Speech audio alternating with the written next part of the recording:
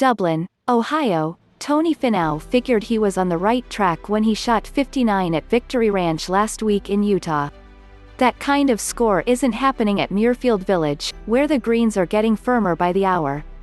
Finau still took enough confidence from playing with his kids at home during a week off, and it translated into 14 birdies over 2 days and a share of the 36-hole lead at the Memorial. Finau recovered from 2 bogeys after 3 holes of his second round Friday, making birdie on the rest of the par 5s and finishing with a wedge to 2 feet for birdie and a 3 under 69. That put him at 9 under 135 with Ryan Palmer, 68, who had only 1 bogey over 2 rounds. The way Muirfield Village is playing, both are impressive. They were a shot in front of Jon Rahm, 67, who has another chance to reach No. 1 in the world this week for the first time in his career. US Open champion Gary Woodland had a 70 and was 2 behind. For Tiger Woods, it was a matter of making it to the weekend. Woods said his back felt stiff while warming up, and missing a pair of 3-footers didn't make him feel any better. He managed 2 birdies and a 7-foot par save on his final 3 holes for a 76 that allowed him to make the cut on the number at 3 over 147, matching his highest 36-hole score at the Memorial. "Not very good," Woods said.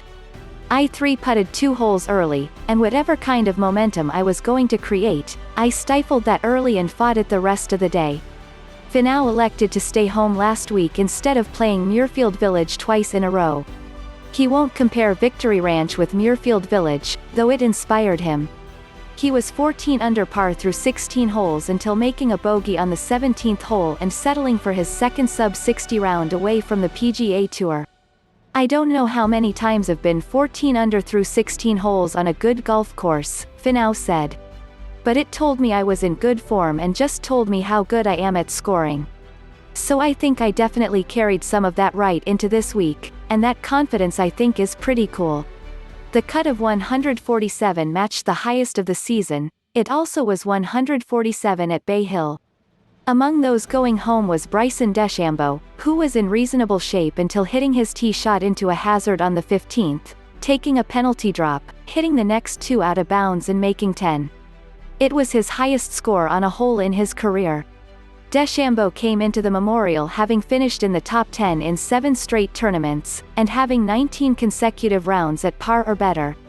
He left with rounds of 73 to 76, and without comment.